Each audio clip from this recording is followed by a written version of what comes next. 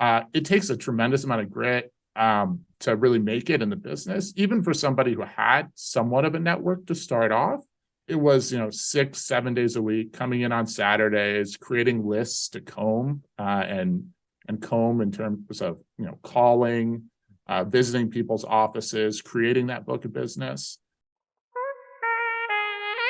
Welcome to the Commercial Real Estate Academy podcast, the podcast dedicated to simplifying the commercial real estate industry for the masses. Each week, we sit down with industry experts to dissect the many facets of commercial real estate and extract valuable lessons you can apply to your business. Whether you're a new or seasoned business owner or investor, the Commercial Real Estate Academy podcast will be your go-to resource for all your commercial real estate needs. Now, here are your hosts, Raphael Collazo and Jeff Walston.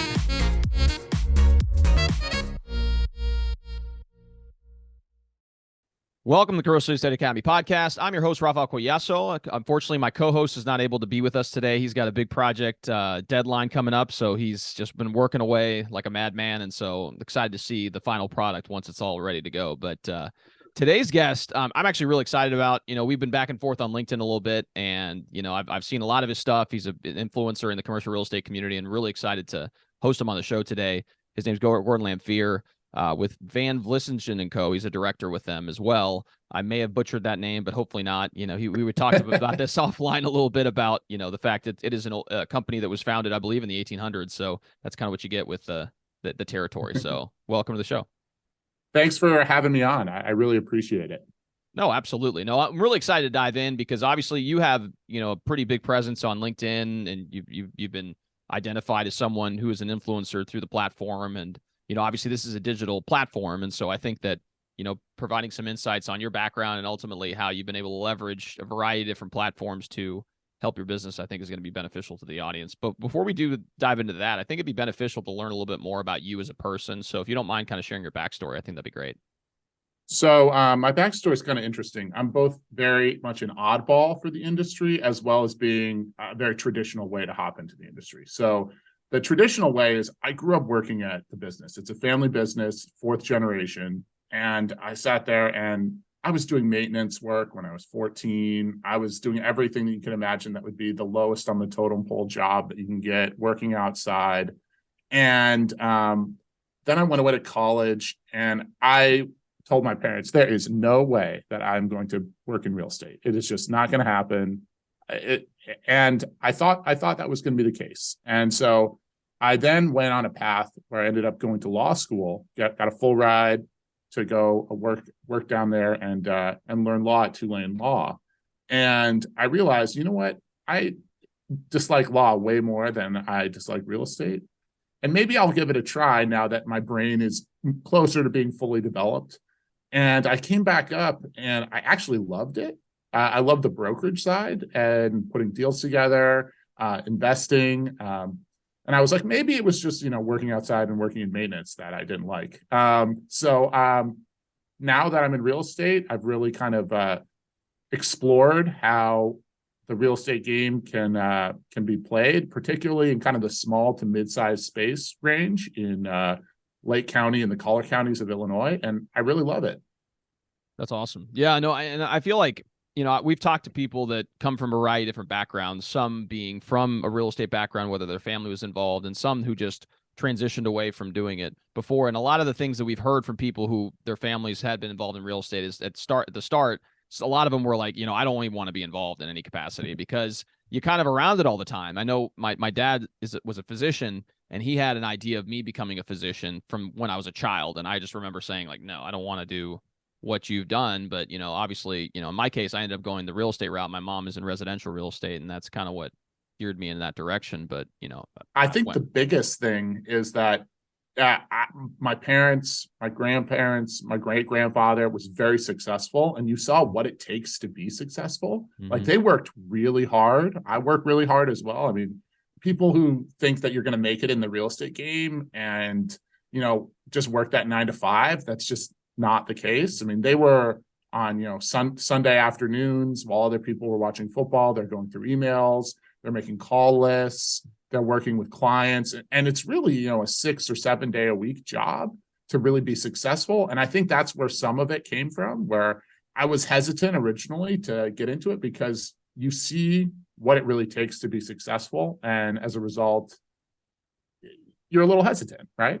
Absolutely. No, of course. And I think there is something to be said too about, quote unquote, charting your own course as someone, again, you always are always comparing yourself to your parents and everything else. But what you don't realize is that we all have gifts in life, and if those gifts align with something, it's not right to ignore them. And I'm sure that's at some point you realize, wait, I really like doing this and I'm really good at it.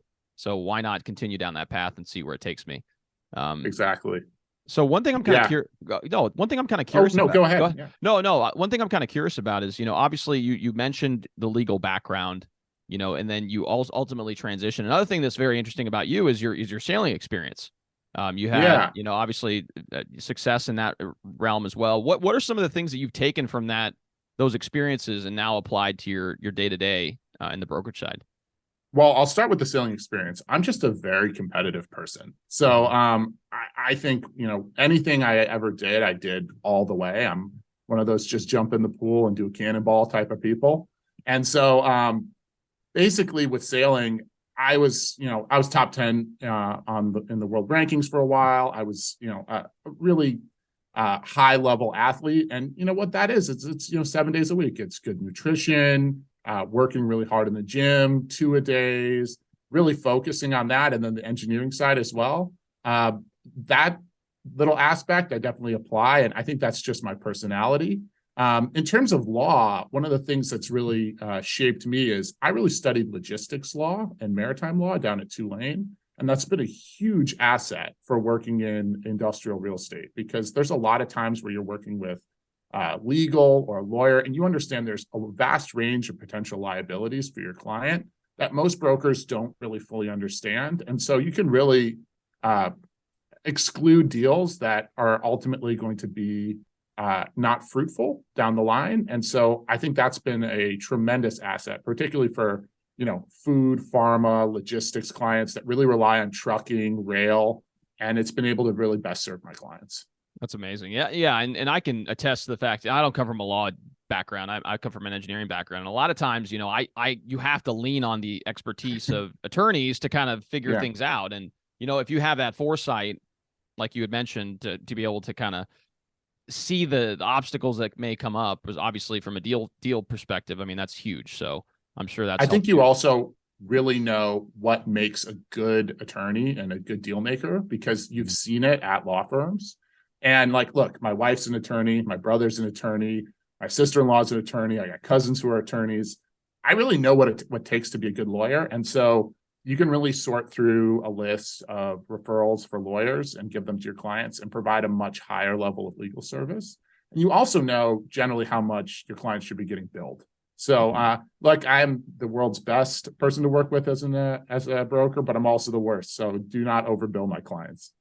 Oh, sure. And I think you kind of spoke some truth that I find sometimes, and this is something that I've experienced just interacting with a variety of different attorneys around town. There are some deal-making attorneys, and then there's some that are trying to find everything under the sun to essentially, quote unquote, protect the client, but in reality, understanding that it is putting the deal in jeopardy, even though the risk that this ancillary small risk is never going to come to fruition, or has a very low probability of coming to fruition. But now you're kind of adding fuel to the embers. And so I think that's kind of a very good point that you make, because I've seen that happen time and time again. And it obviously can affect the way that, deals get done. So. Yeah, there's certainly not enough brokers who have a legal background or a really solid legal background. And I think it ends up doing their clients a disservice, particularly on complex deals. Deals that are in the food space, the pharma space, spaces that you really need a high quality building and you need to meet really specific specifications. If you're not working with somebody who really understands the ins and outs, either from a construction standpoint, and we have folks on our team that do that, from the financial standpoint, we have our CFO and folks that do that, or understand kind of the ins and outs of how the rubber meets the road and putting a contract together, things can get really dangerous really quickly. And so, just, work with somebody who's experienced and work with experienced teams, because ultimately those teams are going to have that kind of a background. But in terms of putting deals together, that's probably my biggest suggestion to anyone listening. That's great. Some good advice. So one thing I'm kind of curious about is obviously, our business in brokerage is typically a very difficult business to get started in for a variety of reasons. Obviously, it's about building that network and creating that Yeah. deal flow. You Oh, yeah. understand. I mean, it can be a brutal business. So one of the things that we like asking people who are in the brokerage space, especially when they first got started, is what are some of the struggles you had to kind of overcome to become a much more efficient and effective broker? Yeah. So the biggest thing it takes is grit, right? There you could go to like the Harvard study on success, and like, what does it take to be successful? It takes grit. And so I know when I left the legal profession and came back up to Chicago from New Orleans, I was sitting in my childhood bedroom making, had barely 2 pennies to rub together. I think the first 6 months, maybe I made $100,000 in commission. Or I mean, not 100,000. Sorry, numbers are all screwed up. Mm-hmm. I made $1,000 in commission, right? Zeros, right? And so, yeah. I'm thinking, but yeah. So like I sat there and maybe made 3 small mini suite, $200 here, $200 there. And that was what I was living on. And I'm sitting there eating a can of beans or sitting down having dinner with my parents. And that was a fun Friday night out. And I don't think people understand that perspective, because a lot of people see the big commissions, like the $100,000 to 200, 300,000 commissions. And they go, wow, like people make so much money in brokerage. Yeah, that's true for maybe 5 or 10% of very successful people, but most people are making tiddlywinks. And so it takes a tremendous amount of grit to really make it in the business. Even for somebody who had somewhat of a network to start off, it was, 6-7 days a week, coming in on Saturdays, creating lists to comb and comb in terms of, calling, visiting people's offices, creating that book of business. And I think brokers just need to understand that when they get into it and know that for the first 3 to 5 years, you're probably not going to be making nearly the amount of money that you think you are. And then once you get to that point, you might be successful, but you have to get that grind in first. Yeah. And I think, that's some great advice. And, I talk to a lot of people through just the podcast that reach out and are asking advice about, getting started in the industry, or maybe they're newer in the industry and they're asking about, what type of advice would you share? And that's the exact same advice that I always share is that, you're not going to, you may hit the ground running, but plan for the worst and hope for the best type mentality. Because you're right. I mean, my first year in the business, I think I made 13 grand. So imagine, being able to survive off something like that. You really can. And luckily I had a pretty lucrative career before in software technology. And so I saved up a ton and I lived in a fourplex that I was able to house hack. And that's the only reason I survived that first year. There's no way. If I had come out of college and had no support, I mean, it would have been very difficult to survive. And that doesn't mean that I wasn't putting my best foot forward and reaching out and doing what I needed to do. It just is a function of the business being in that regard. So, I think that's some great advice that you shared, that, it does take tenacity. It does take grit. For those of you guys who are listening in on the audio, behind Gordon, there's a picture or a jersey of Michael Jordan. I mean, kind of the epitome when it comes to competitiveness and grit. So, having that mentality is something that in regardless of what industry you're in, but in particular in brokerage, is going to serve you well long term. So. Oh yeah, and I think there's a real gap that exists in terms of it's the thing that I'd say it's least talked about in the industry, particularly people coming in, because look, we have an incentive to get in good talent, and I think you get good talent in law or good talent in business or good talent in engineering, and you end up paying them a really good salary starting up front. And I know that all my friends who went to Tulane Law, if they saw my salary, would have just laughed, because people working in non-for-profit law were making far more than I was making for the first year I was in the business. But then ultimately, I think you have a long-term success potential as long as you just are willing to put in those hours. Absolutely. And learn the business and become an asset, because, again, you're competing against people who've been in the business for 20 plus years. And so what are you going to do that's going to differentiate you from those individuals? You got to put in the hours. Yeah. And that's you also have to have a team, right? Mm-hmm. That's around you. I was so lucky. Not only were my parents like, hey, yeah, you can sleep in your childhood bedroom and we'll feed you, or we'll feed you, 5 dinners a week. And I could come home and and live that, post college kind of life as a JD. But also I had a team of folks around me that were incredible. Folks that had 30 years of experience in the business, who had done multi-million-dollar deals on a regular basis. And so I was able to learn from them and learn their strategies. And besides grit, you learn how to listen to people. You learn how to sit there and you learn how to go through and go through a deal and what are actual meaningful decision points that are make or break in deals. And so if I didn't have that, I would not be where I am today. There are guys on our team like Nick Panarese, our executive vice president, who's just phenomenal at going through build outs and teaching me like, this is where it can make or break on a construction deal.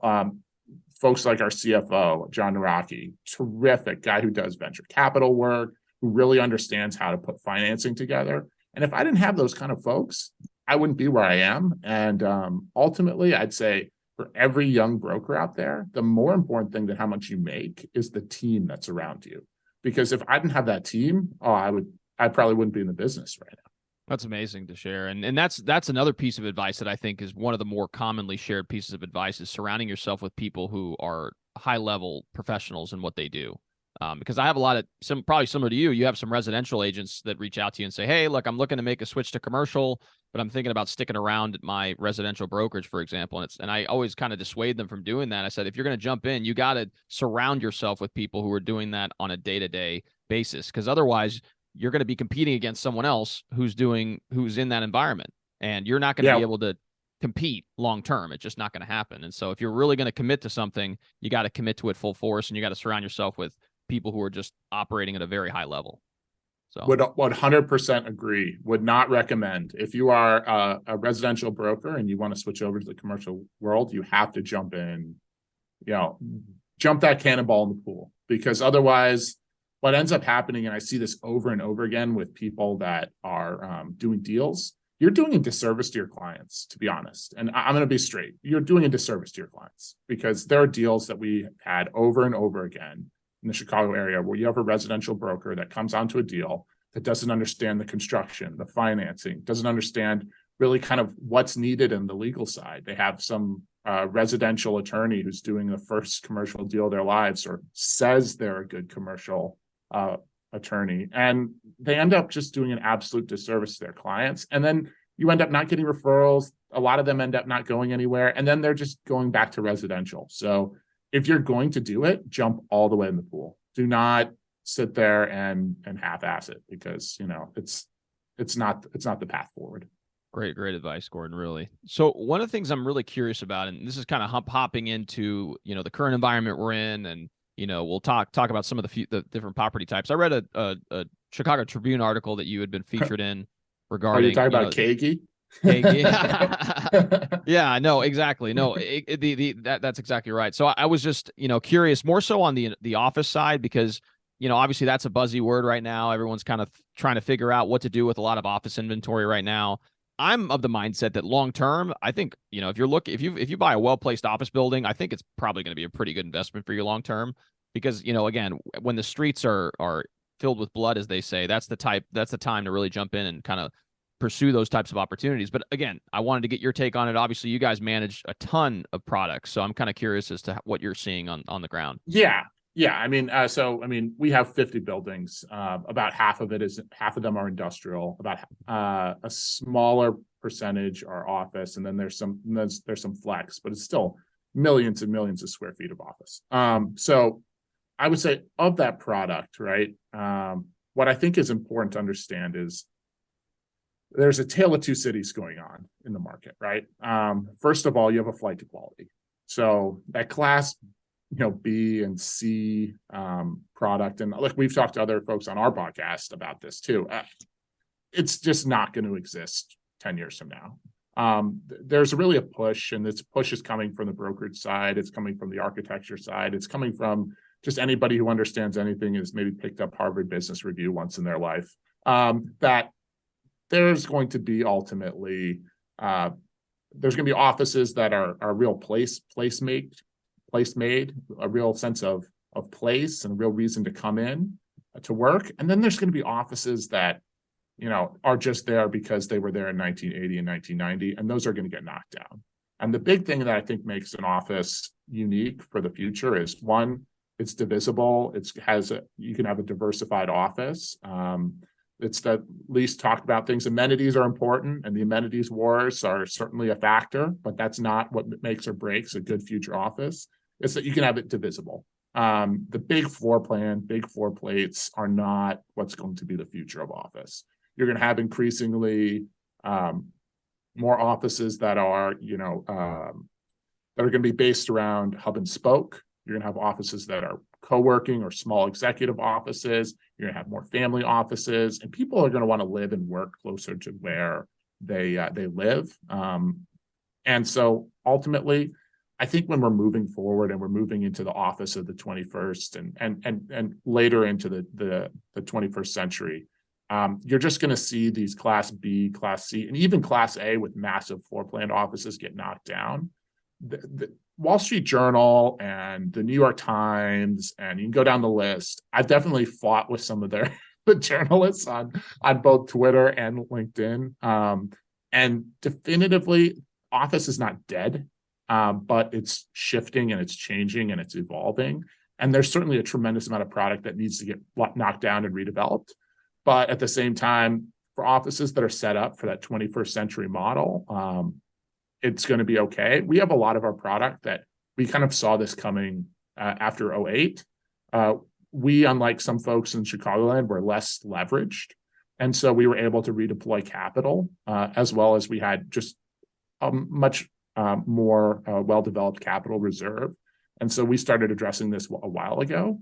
But going forward, I think what it's about is it's about placemaking and really making an office that works, particularly in that 3,000 or less range, and then kind of that 10,000 or less range is kind of a separate category. But big office, large floor plate office is, I think it's not going to be around for much longer. No, that's some great advice. And we luckily with this, the cool thing about this podcast is we get to interview people from literally all across the country. And that seems to be a similar sentiment that a lot of people are hearing about. And, even locally, as you had mentioned regarding, the hub and spoke approach, you're starting to see a lot more office product, like smaller, mid-size office product that's coming to market. It goes relatively quickly. I mean, especially if it's in the right part of town. And, we have a big co-working business locally that just expanded. So they just bought a big building pretty much right across the street from where they're located that just has more space. And so now they're, kind of expanding their footprint. So obviously they see something in the marketplace regarding that product type. So it's kind of nice to hear what you have to say about, what you guys are seeing on the ground in Illinois. Go ahead. I'm sorry. Yeah, we've seen co-working be successful as well in our market. I think the biggest problem, though, with the space is co-working that I think has too many layers. We've seen is not as successful. So, like, for example, like your WeWorks, your co-working operators, we've seen co-working actually from a direct level, landlords who are larger, sophisticated landlords, not even ourselves. We're talking other folks in our market who don't have the same layer tiers and all the fee structures that are set up, are able to compete much better than kind of your WeWorks, your intelligent offices. And I think co-working is the future. I think multi-layered co-working isn't, because there are just too many mouths to feed in the process. And so you can't end up getting to the price per square foot point that really works for a lot of businesses, particularly small businesses. But ultimately, I think small diversified spaces and much more diversified floor plans are the future. So what you're referencing regarding WeWork and the other landlords that you're seeing is that with the layers, you mean like administration that kind of manages the product itself, or I guess if you could elaborate, that'd be kind of interesting. Yes, yeah. So you have a couple different layers, right? So you have a building that has property management. Then sometimes you'll have a management firm that operates within that firm. So within WeWork has their own managers. And then within, and then they have their larger assets. So it's like you look at the price per square foot, it just doesn't make sense for a lot of deals. And ultimately, I think, and I know I could talk about this later in broader economics and, and kind of our theses where we look at where we're going to invest. But we just came out of a Goldilocks period where there was essentially free capital for an extensive period of time. And I think that works in that Goldilocks period where, your Uber, your Lyft, your WeWork, everything is subsidized. But when you actually have to make a profit at the end of the day, I think multiple layers of management and administration in one building is not the way forward. And I know that's going to probably make some people very angry. I'm fine making people angry because we make our investors very well off, so that's fine. But I don't think that's the future forward. Well, yeah, I mean, you're kind of seeing it with all these different layers of especially in the tech side. I mean, you're seeing the massive layoffs in the tech side of things, and I think part of the reason for that is the exact thing you're talking about. There's a lot of administration and jobs that may have not been directly related to the bottom line that now they have to kind of trim the fat. So Yeah. I agree with what you're saying. So one thing I'm kind of curious about, you obviously had mentioned that you guys do have a lot of product on the industrial side and flex. What are you seeing locally on your end? And then I guess going forward, how do you foresee it playing out over the next few years? So I'm not going to go too in depth because there Yeah. are, some trade secrets that we like to keep. No, But sure, of course. at the same time, I'll say broadly, and I know you had Joel Friedman on the podcast earlier. I've done deals with Joel. Oh, nice. I think we have a very similar thesis. I think we do a little bit different with capital utilization. I think he's more cautious because he got burned harder in 2008. And for us, our group was a little more well stabilized and well balanced across the board. But what I would say is we think that, and this is another thing that I've pissed people off in the past about, we think that the super large industrial market is spaces that are substantially over 100,000 feet that don't have kind of the manufacturing setup, that are just e-commerce, are overbuilt. I think American manufacturing is going to continue to get onshored, and we're very confident in that section of the market. But what we've seen in this area, as well as a lot of other areas, is that increasingly large industrial was overbuilt. I know I sat in 2021 on a panel, and I said this in front of a panel of industrial brokers, and there were about to be boos and hisses. But in terms of what we've seen is like there were a ton of major funds, Norwegian Sovereign Wealth Fund. You can go down the list that were just deploying capital, and in the capital market where cash was so cheap in 2020 and 2021. They were just overbuilding all over Chicago in the biggest big boxes that they could and trying to attract a tenant that ends in Zon, right? And so down that list, you go, like, there were certainly your Walmarts, your Targets, your Amazons. There's a list of maybe 400 or 500 companies nationwide that end up in those spaces, but that list is relatively small. And so we said, okay, that's cool. You can play in that space. What we're going to do is we're going to play in a space that's a little more friction heavy, where there's more deals that are the deals are smaller. They're 3-5 year terms, and they're kind of 20,000 feet and less. And we made a lot of money in that space. And I know when we get eventually to the books at the end of the podcast, I'm going to talk a little bit more about that. But I think that ultimately Class B and C industrial, everything from contractor garages to your small to mid-sized company, the place where the CEO comes in for work and parks his car outside, that's really what we focused on. And ultimately, we've been a business we've done everything at Van Vlissingen. We were part of the development of the Chicago Riverfront. We built Calumet. We built Pullman. We've done a lot of projects, but ultimately, as time moved on, we realized that big projects are great and you can make a lot of money at them. But hitting a home run every time when you come up to bat is not the easiest way to make a buck. And so what we've done is we've really developed a game of singles and doubles. And I think that's where we not only make a lot of money ourselves in brokerage, but we make a lot of money for our investors. And that's kind of, I think, our broader investment thesis. That's amazing. Yeah. No. And would you agree that in that arena that you play, it somewhat is, because you're seeing right now with some of these larger industrial warehouses, they're getting sublet. Amazon has put millions of square feet back on the market as far as their leasing capacity is concerned. Obviously, that's going to affect a lot of larger industrial owners that hold those warehouse spaces. But as far as the economy shifting, that type of product is somewhat not necessarily recession resistant, but in a situation where people need to downsize, that could be an opportunity for them to take space within those buildings. So I think in some cases that's true. Look, once again, I don't mind being the person that people dislike in the brokerage Mhm. community for saying things that are unpopular. I think some buildings are not built for that. There are Mhm. some that are just absolutely square giant boxes, and the size ranges then don't work out. So you get size ranges that are like, you divide a building and you get maybe, go from a super large building to 470s or and by 70s, I mean 70,000 spaces.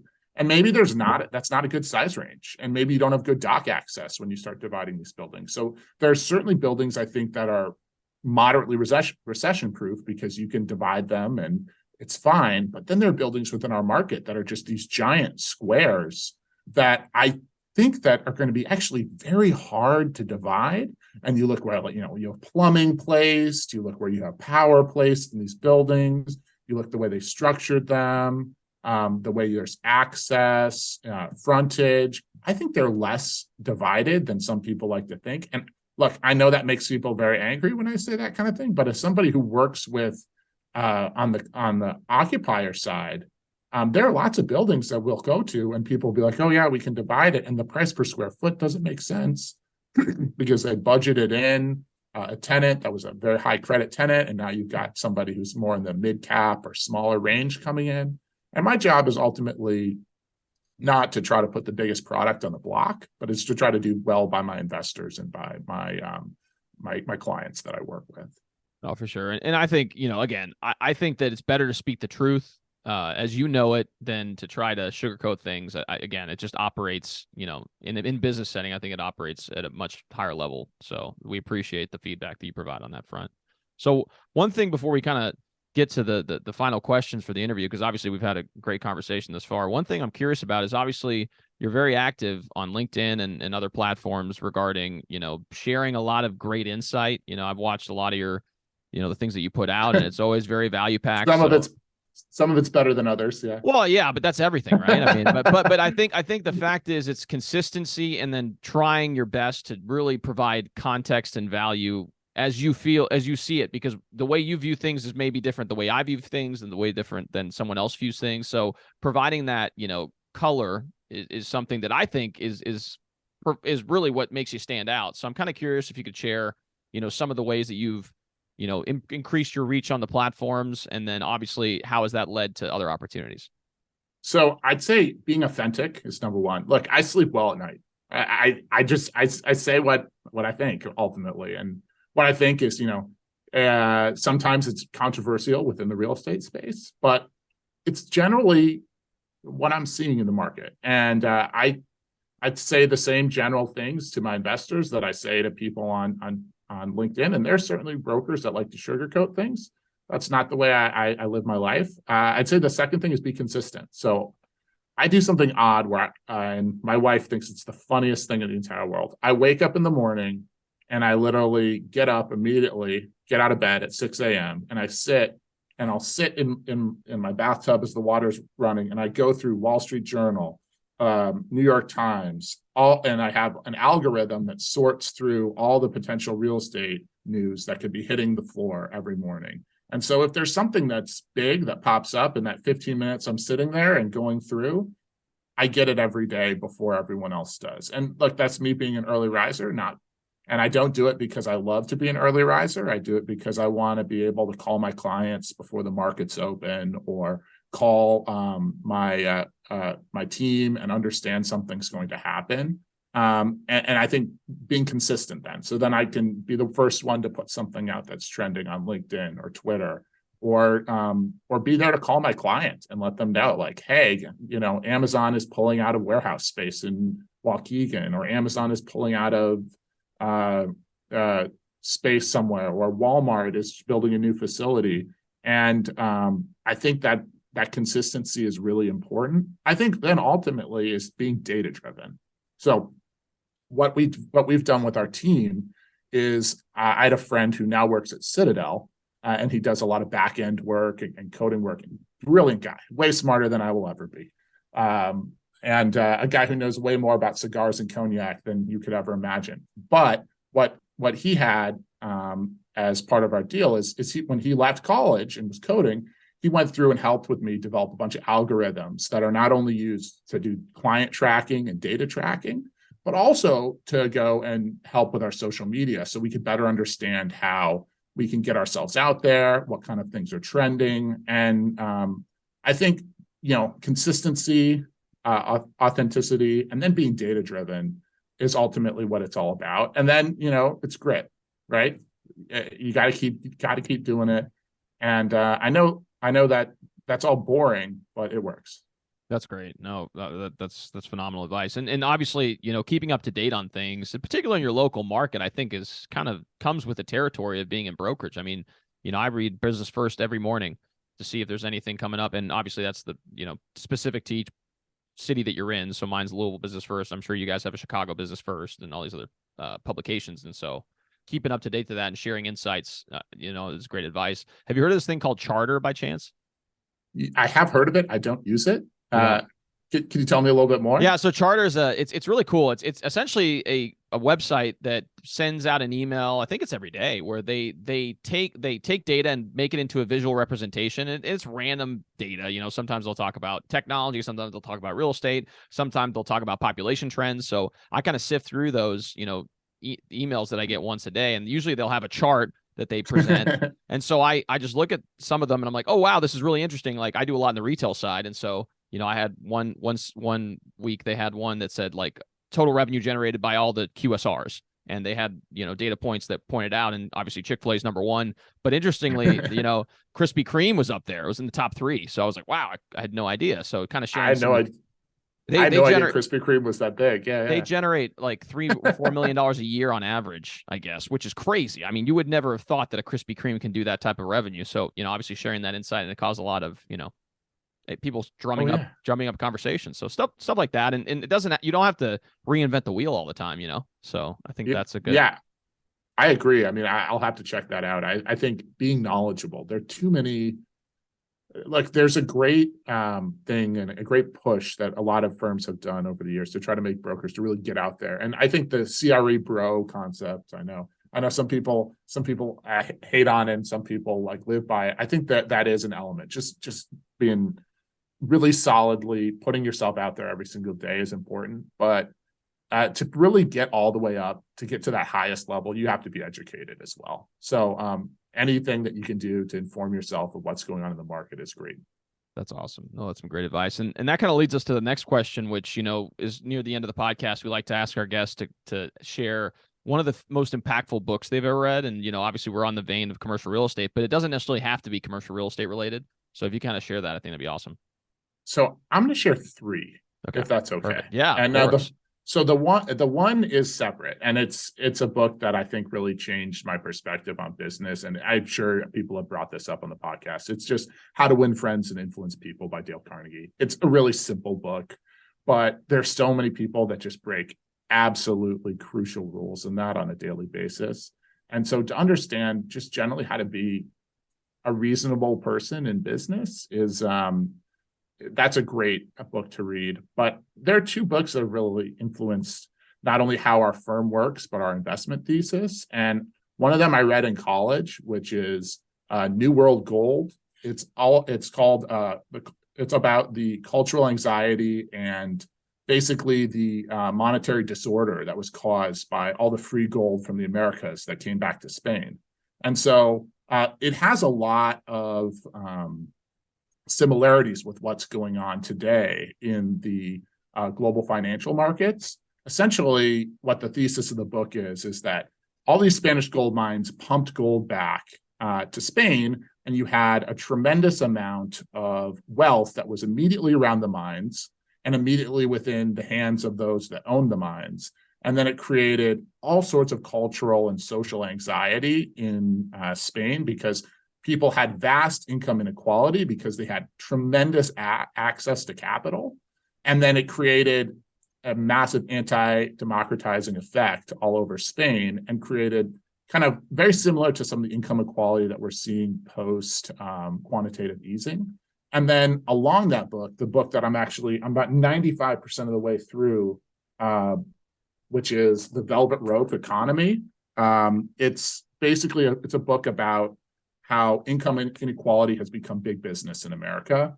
And I've really used that. I've been reading it now, I'll admit, because sometimes I'm a hard worker and it takes me a while to get through it. But I started reading about a year ago, and I've been kind of piecing through and really applying that book in particular to how our business operates, and trying to work on focusing on different sizes of business, different kind of classes of investors, from the absolute top to the middle top, and kind of different types of businesses. Your small businesses are kind of getting left out at some points in the American economy. And so how can I better serve them as a broker or as an investor?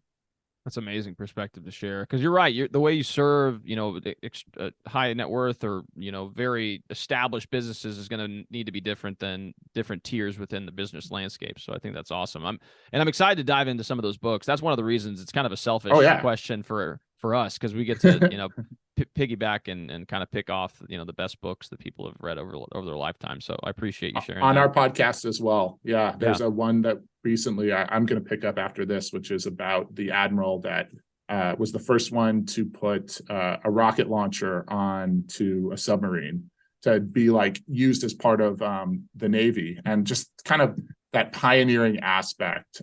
I think sometimes we get so wrapped up in purely finance or business books, and then books like, New World Gold, it will blow your mind. You'll be like, quantitative easing. Oh my God. So yeah.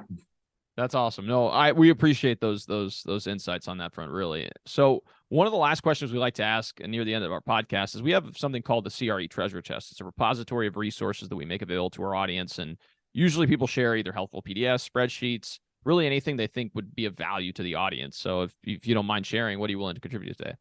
So I think what I'm going to do is I'm going to compile a little bit of our investment work, and kind of maybe a guide to the Chicago market. And I will go ahead and give that to you. I don't have it built up right now, but I'll have to do it now before the podcast. So it'll be something to do on Saturday morning. Oh, sure. Yeah, no, and we'll be releasing this in a few weeks too. So I think that it'll be perfect. So once we go live, it'll most certainly be available for you all. So I'm sure you guys are going to want to access that. In particular, if you have any interest in learning about the Chicago market, I think it'd be awesome. Well, thank you so much for hopping on for letting me hop on the podcast. Oh, absolutely. And thank you for all the insights you shared. So if people want to learn more about you or get in contact or, have you on their podcast, what's the best way to be able to reach out? So the place I'm probably the most active, besides my email, which is easy and you can find it on our website, is on Twitter and on LinkedIn. So for LinkedIn, it's pretty easy. It's just my name. And on Twitter, it's my first name _CRE. That's awesome. So we'll go ahead and include that in the show notes. If you guys are watching this in a podcast format, go to the description. If you guys are listening to this or viewing this on YouTube, again, it'll be in the description as well. So Gordon, again, thank you so much for coming on the podcast. I gained a lot of value from this discussion. I'm sure our audience will as well. If you guys are watching this on YouTube, we would greatly appreciate if you can like and subscribe to this channel. It really does make a difference with the YouTube algorithm and ensures more and more people can hear this message. Along with that, if you guys are listening to this in a podcast format, whether that's Apple or Spotify, we would greatly appreciate if you could leave 5-star review. It's made a huge impact in our ability to reach a broader audience, and we would greatly appreciate the support. So thanks again so much for stopping by, and we'll see you all next time.